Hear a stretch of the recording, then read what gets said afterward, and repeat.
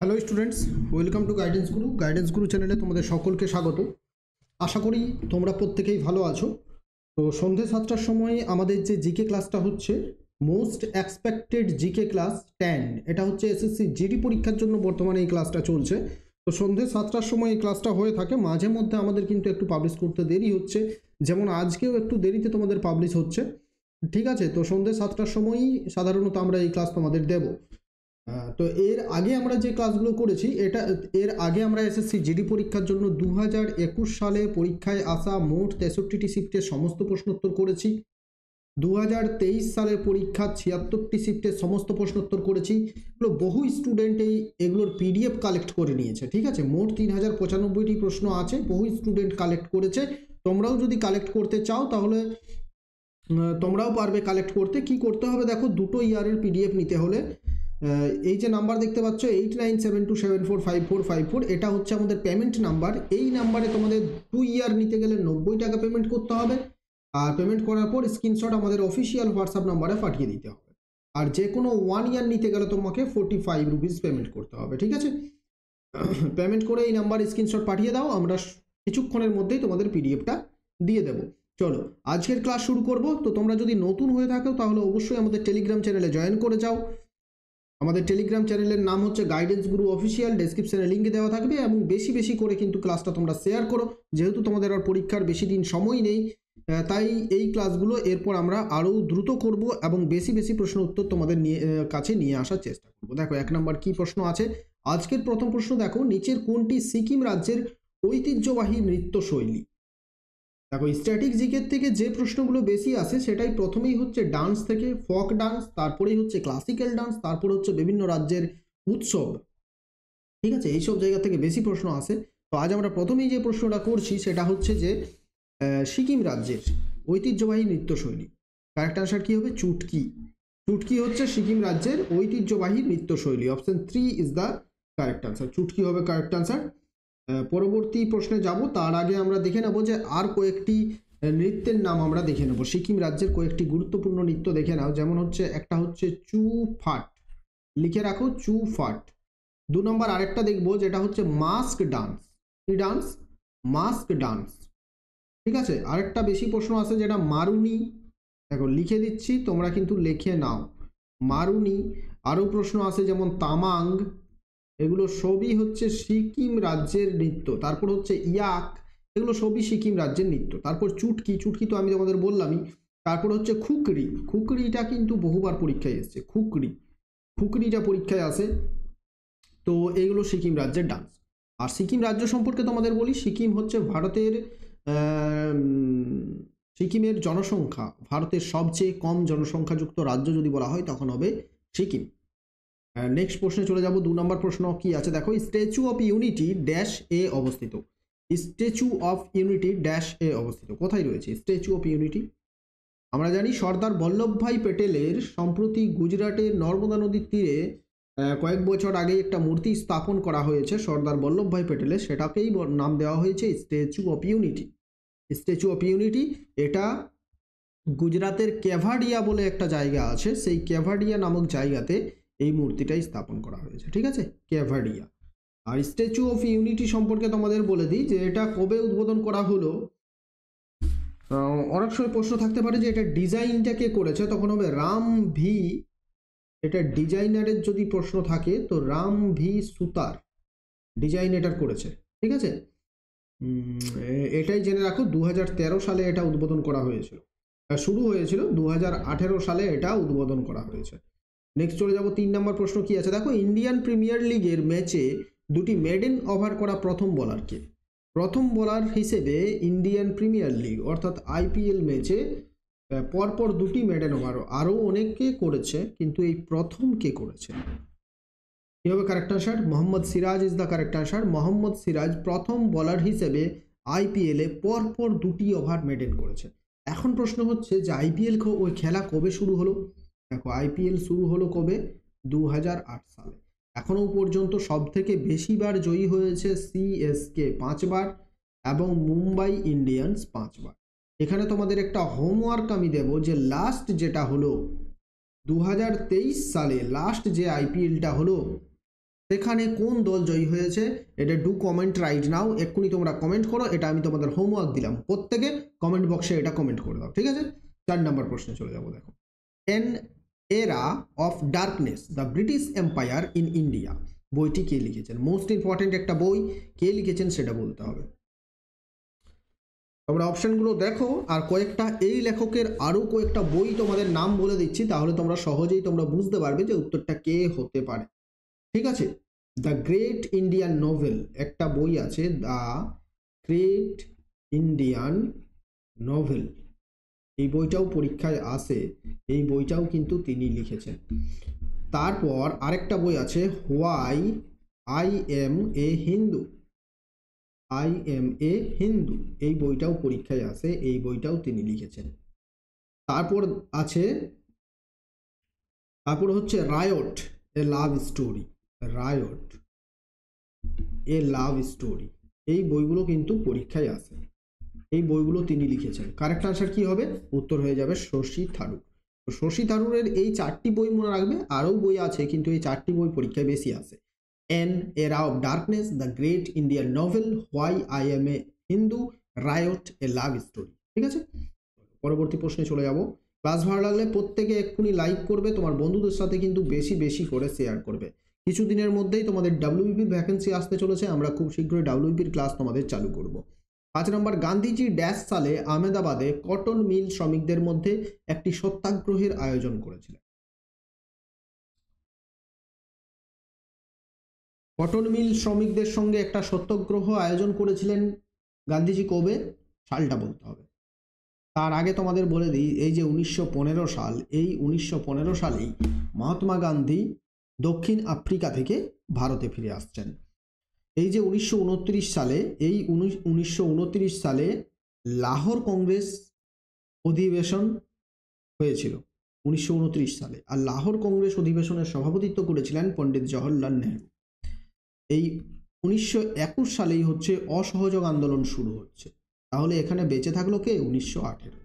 তাহলে 1918 সালেই প্রথম গান্ধীজি কটন মিল শ্রমিকদের নিয়ে একটা সত্যাগ্রহ আয়োজন করছে, তাহলে option 2 1918 is the correct answer. Next প্রশ্ন দেখো, কালিদাসের অভিজ্ঞান শকুন্তলম নাটকটি শকুন্তলা এবং রাজা ড্যাশের মধ্যে একটি প্রেমের গল্প। শকুন্তলা এবং কার মধ্যে একটা প্রেমের গল্প হচ্ছে অভিজ্ঞান শকুন্তলম। উত্তর বলার আগে কালিদাসের কয়েকটা নাটক বা কয়েকটা কাজ সম্পর্কে আমরা জেনে নিই। দেখো, প্রথমেই তো আমরা দেখলাম অভিজ্ঞান শকুন্তলম, তারপরেই হচ্ছে তোমাদের অভিজ্ঞান শকুন্তলম, তারপরে হচ্ছে রঘুবংশম। রঘুবংশম পরীক্ষায় আসে যে রঘুবংশম কে লিখেছেন, তাহলে কে হবে? কালিদাস। তারপরেই হবে যেমন কুমার সম্ভবম, কুমার সম্ভবম বা কুমার সম্ভব, কুমার সম্ভব। অভিজ্ঞান শকুন্তলম, রঘুবংশম, কুমার সম্ভব, এগুলো কিন্তু পরীক্ষায় আসে। আর এটা হচ্ছে অভিজ্ঞান শকুন্তলম কার কার মধ্যে একটা প্রেমের গল্প? তো নাটকটি শকুন্তলা এবং রাজা দুষ্যন্ত, রাজা দুষ্যন্ত এবং শকুন্তলার মধ্যে একটা প্রেমের গল্প হচ্ছে অভিজ্ঞান শকুন্তলা। নেক্সট দেখবো 7 নম্বর, নোবেল শান্তি পুরস্কার, সরি এটা 2023 হবে, নোবেল শান্তি পুরস্কার 2023 কে পেয়েছেন? 2023 সালের নোবেল শান্তি পুরস্কারটি কে পেলেন? কারেক্ট আনসার কি হবে? কারেক্ট আনসার হচ্ছে নার্গিস মোহাম্মদী। Option 3 is the correct answer. Nargis মোহাম্মদী 2023 সালে নোবেল শান্তি পুরস্কার পেয়েছেন। পরবর্তী প্রশ্নে আমরা চলে যাব। নেক্সট প্রশ্ন কি আছে দেখো, 8 নম্বর, আমুল হলো ড্যাশ থেকে দুধ ও দুগ্ধজাত দ্রব্যে সমবায়ের সাফল্যের গল্প যা দেশে শ্বেত বিপ্লব এনেছিল। আমুল, আমুল হলো তার সাফল্যের একটা গল্প যা দেশে শ্বেত বিপ্লব এনেছিল। আমুল তো তোমরা প্রত্যেকেই জানো, আমুল কোম্পানির নাম তোমরা শুনেছ সবাই, আমুল। এই আমুল কোম্পানি কিন্তু অনেকেই আমুলের স্টোরি তোমরা জানো না। শ্বেত বিপ্লব সবাই জানো যে দুধ উৎপাদনের সঙ্গে শ্বেত বিপ্লব যুক্ত, শ্বেত বিপ্লবের জনক হচ্ছেন ভার্গিস কুরিয়ান। কিন্তু শ্বেত বিপ্লব কারা করেছিল, কাদের জন্য শ্বেত বিপ্লব ভারতে এসেছিল? এই আমুলের জন্য। আমুলের পুরো নাম হচ্ছে, এটা একটা কোঅপারেটিভ সোসাইটি দ্বারা এই আমুলকে প্রতিষ্ঠা করা হয়েছিল। আর আমুল এর পুরো নাম হচ্ছে আনন্দ মিল্ক ইউনিয়ন লিমিটেড। কি নাম? আনন্দ মিল্ক ইউনিয়ন লিমিটেড। আর এই যে আনন্দ বা আনন্দ, আনন্দ আর সানন্দ, এই দুটো জায়গা হচ্ছে গুজরাটের ইন্ডাস্ট্রিয়াল এরিয়ার নাম। ঠিক আছে, তো এই আনন্দেই গড়ে উঠেছিল আমুল কোম্পানি, যার জন্য ভারতে শ্বেত বিপ্লব এসছে, দুধের উৎপাদন প্রচুর বৃদ্ধি পেয়েছিল। তো এখানে কি উত্তর হয়ে যাবে? আমুল হলো গুজরাট থেকে, গুজরাট থেকে দুধ ও দুগ্ধজাত দ্রব্য সমবায়ের সাফল্যের গল্প, যা দেশে শ্বেত বিপ্লব এনে দিয়েছিল। ঠিক আছে, নেক্সট চলে যাব 9। দেখো, লোকনৃত্য লাহ ভারতের কোন রাজ্যের সাথে সম্পর্কিত? লাহ, লাহ লোকনৃত্যটি ভারতের কোন রাজ্যের সঙ্গে সম্পর্কিত? কারেক্ট আনসার কি হবে? Meghalaya is the correct answer. মেঘালয়ের লোকনৃত্যের নাম হচ্ছে লাহ। পরবর্তী 10 নম্বর প্রশ্নে চলে যাব। 2011 সালের আদমশুমারি অনুসারে ভারতের নিচের কোন রাজ্যের জনসংখ্যার ঘনত্ব সবচেয়ে বেশি?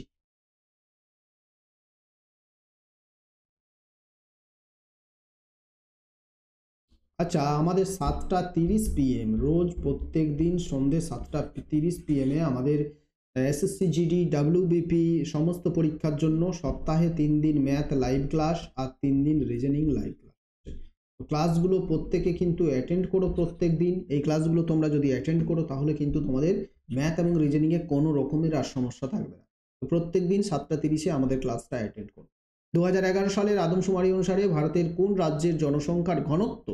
এখানে প্রশ্নগুলো পড়তে হবে ভালো করে। দেখো, জনসংখ্যার ঘনত্ব বলে দিয়েছে, আর প্রথমেই অপশনটা দিয়েছে কি? সিকিম। আমি একটু আগেই তোমাদের বললাম যে সিকিমে জনসংখ্যা হচ্ছে সবচেয়ে কম, কিন্তু এখানে প্রশ্ন বলেছে জনসংখ্যার ঘনত্ব। তো যে ভালোভাবে প্রশ্নটা পড়বে না ঠিক করে, সে কিন্তু সিকিম উত্তর করে চলে আসবে। কারেক্ট আনসার কি হবে? এখানে কিন্তু অপশনগুলোও কিন্তু ভুল আছে। এখানে অরুণাচল প্রদেশ অপশন দেওয়া উচিত ছিল। সরি, আমারই পড়তে ভুল। তোমাদেরকে আমি ঠিকঠাক পড়তে বলছি, আমি নিজেই পড়তে ভুল করেছি। কোন রাজ্যের জনসংখ্যার ঘনত্ব সবচেয়ে বেশি বলেছে?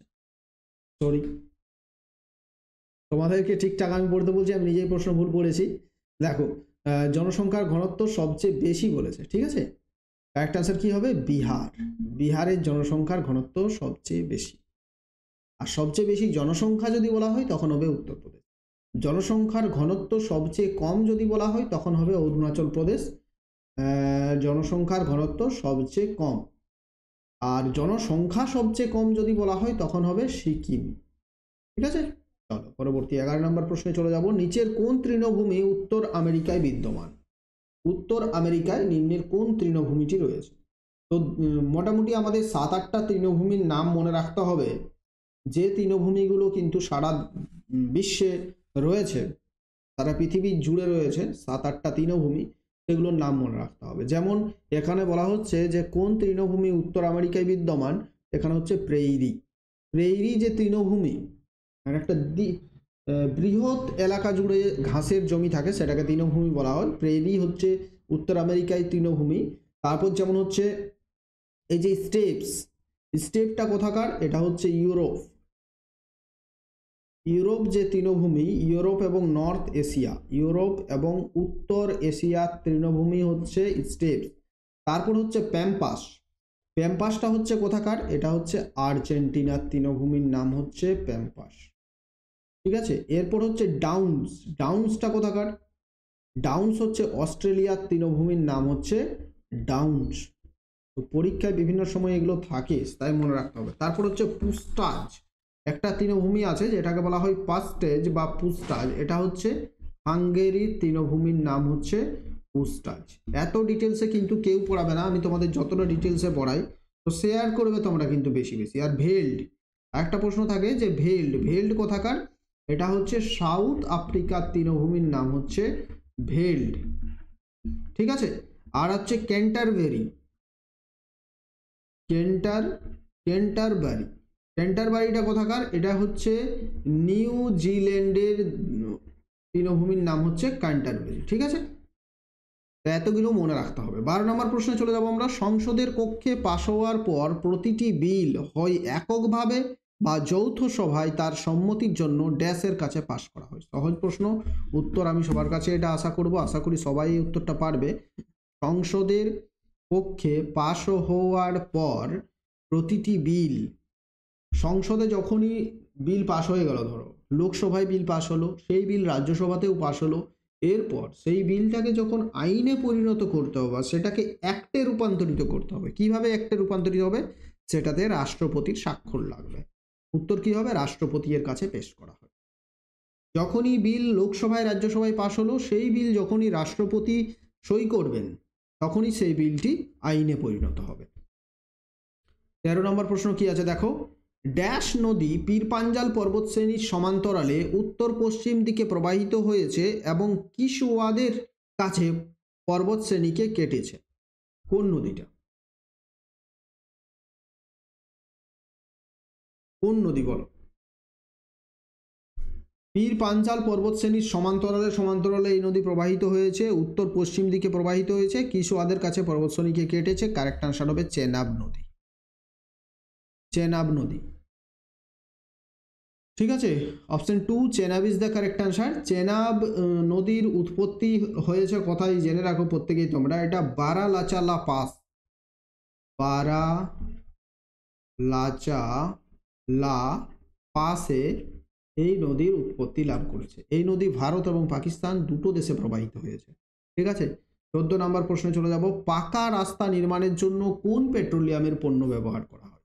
পাকা রাস্তা নির্মাণ করার জন্য, যেমন আলকাতরা দিয়ে যে পাকা রাস্তা নির্মাণ করা হয়, সেই জন্য একটা পেট্রোলিয়াম সেখানে ব্যবহার করা হয়। সেই পেট্রোলিয়ামের নামটা তোমাদের বলতে হবে।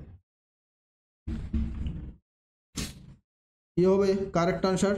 কারেক্ট আনসার হচ্ছে asphalt is the correct answer. Asphalt কি ব্যবহার করা হয়? অ্যাসফল্ট ব্যবহার করা, অ্যাসফল্ট নামক একটা পেট্রোলিয়াম সেখানে ব্যবহার করা। নেক্সট চলে যাব আমরা, পরবর্তী প্রশ্ন দেখব কি আছে। নিচের কোন রাজ্যে মুরলেন ন্যাশনাল পার্ক অবস্থিত? কিছু কিছু ন্যাশনাল পার্কের নাম তোমাদের মনে রাখতে হবে, সেই ন্যাশনাল পার্ক থেকেও প্রশ্ন দিতে পারে। তো ন্যাশনাল পার্ক, মুরলেন ন্যাশনাল পার্কটা কোথায় অবস্থিত? কারেক্ট আনসার কি হবে? মুরলেন ন্যাশনাল পার্ক অবস্থিত কোথায়? Mizoram is the correct answer. মিজোরামে অবস্থিত মুরলেন ন্যাশনাল পার্ক। আচ্ছা, ঠিক এই প্রশ্নটা নিয়ে কিন্তু আমার একটু কনফিউশন আছে। মুরলেন মুরলেন মুরলেন মুরলেন হচ্ছে মিজোরাম হবে, ঠিক আছে। যদি তোমরা ভাবো যে অন্য কিছু, তাহলে অবশ্যই একটু কমেন্ট করে দিও, না হলে আমি পরে আনসারটা দেখবো কি আছে, তারপর তোমাদের আমি কিন্তু নেক্সট ক্লাসে বলে দেবো। যদি মিজোরাম বাদ দিয়ে অন্য কোনো হয় তখন আমি বলে দেবো। তো মুরলেনটা মিজোরামে, আমি মনে রেখেছি এটা, মুরলেনটা মিজোরাম। 16 দেখো, কোন সালে প্রথমবার জ্ঞানপীঠ পুরস্কার দেওয়া হয়েছে? জ্ঞানপীঠ পুরস্কার প্রথম কবে দেওয়া হয়েছে? জ্ঞানপীঠ পুরস্কার প্রথম কবে দেওয়া হয়েছিল?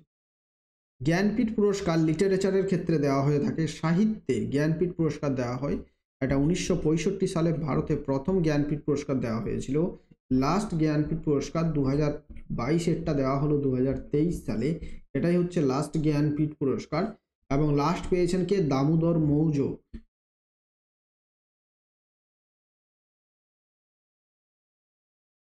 দামোদর মৌজো।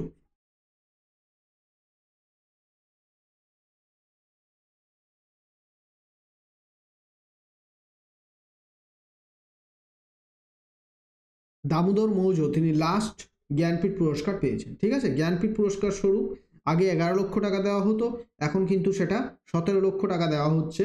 আর প্রথম পেয়েছিলেন কে?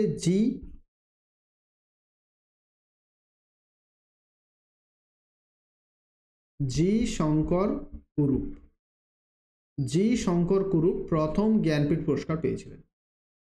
নেক্সট দেখো 17 নম্বর কি আছে, জড়তা পরিমাপ করা যায় এর ড্যাশ দ্বারা। কি দ্বারা জড়তা পরিমাপ করা হয়? জড়তা, জড়তা বলতে কি? কোনো বস্তুর মধ্যে কতটা জড় পদার্থ আছে, কোনো বস্তুর মধ্যে কতটা জড় পদার্থ আছে সেটা পরিমাপ করাই হচ্ছে সেই বস্তুর জড়তা। তাহলে কি দ্বারা আমরা বুঝবো যে বস্তুর মধ্যে কতটা জড় পদার্থ আছে? বস্তুর ভর দ্বারা। কোনো বস্তুর মধ্যে যতটা জড় পদার্থ থাকে সেই পরিমাণটাই হচ্ছে সেই বস্তুর ভর। তাহলে আমরা কি বলবো? এটা ভর দ্বারা। জড়তা পরিমাপ করা যায় এর ভর দ্বারা। 18 নম্বরে চলে যাব আমরা, দেখো নিচের মধ্যে কে হকি খেলোয়াড় নন? তো আমাদের প্রথম জানতে হবে যে হকি খেলোয়াড় কে কে আছেন। বা তোমরা নামগুলো দেখলেই বুঝতে পারবে যে হকি খেলোয়াড় এখানকার মধ্যে কে হকি খেলোয়াড় নন। দেখো অপশন 2তে যেটা দেখতে পাচ্ছ মনু ভাকর। মনু ভাকর অনেকেই তোমরা নাম জানো। মনু ভাকর হচ্ছে একজন শুটার। তিনি কিন্তু তাহলে তিনি হকি খেলোয়াড় নন। বাকি অজিত সিং, দীপিকা ঠাকুর, আকাশদীপ সিং এরা প্রত্যেকেই হকি খেলোয়াড়। তিনি হচ্ছেন শুটার এবং তিনি ইউথ অলিম্পিকে 10 মিটার এয়ার পিস্টল, ইউথ অলিম্পিকে 10 মিটার এয়ার পিস্টলে তিনি গোল্ড পেয়েছেন। ঠিক আছে, 19 নম্বরে চলে যাব আমরা। Central reserve police force CRPF এর ডিরেক্টর জেনারেল পদে নিযুক্ত হলেন কে? সেন্ট্রাল রিজার্ভ পুলিশ ফোর্সের ডিরেক্টর জেনারেল পদে কে নিযুক্ত হয়েছেন? কারেক্ট আনসার কি হবে? Anise Dayal Sharma. Correct answer হচ্ছে anise Dayal Sharma. Anise Dayal Sharma CRPF এর ডিরেক্টর জেনারেল পদে নিযুক্ত। 20 নম্বর চলে যাব। সম্প্রতি চতুর্থ ধর্ম গার্ডিয়ান্স 2023 যৌথ প্রশিক্ষণ শুরু হলো ভারত এবং কোন দেশের মধ্যে? ধর্ম গার্ডিয়ান্স 2023 যৌথ প্রশিক্ষণ শুরু হলো ভারত এবং কোন দেশে? কারেক্ট আনসার ধর্ম গার্ডিয়ান্স হচ্ছে ভারত এবং জাপানের মধ্যে একটা সৈন্য অভ্যাসের নাম। Option D correct answer. আমাদের 20টি প্রশ্ন আজকে শেষ হয়ে গেল। ক্লাস ভালো লাগলে প্রত্যেকে কি করবে? লাইক করবে এবং শেয়ারটা বেশি বেশি করবে। ভাই একটু প্লিজ শেয়ার করো। তোমরা শেয়ার না করলে কিন্তু সাপোর্ট পাচ্ছি না একদমই। শেয়ার করো, বেশি বেশি শেয়ার করো। ভিউজ না এলে সাপোর্ট পাচ্ছি না কিন্তু। তোমরা বলছো যে ক্লাস ঠিকঠাক হচ্ছে না, তো ভাই একটু সাপোর্ট করো। সাপোর্ট না করলে কি করে ক্লাস হবে? একটু বেশি বেশি শেয়ার করো না, কি আছে? ঠিক আছে, লাইক শেয়ার করে দাও। নতুন হয়ে থাকলে চ্যানেল সাবস্ক্রাইব করে নাও। এরপর যদি তোমরা যদি বেশি বেশি সাপোর্ট করো, তোমাদের জন্য আরও ভালো কিছু করার চেষ্টা করবো। থ্যাংক ইউ, ভালো থেকো প্রত্যেকে। Thank you.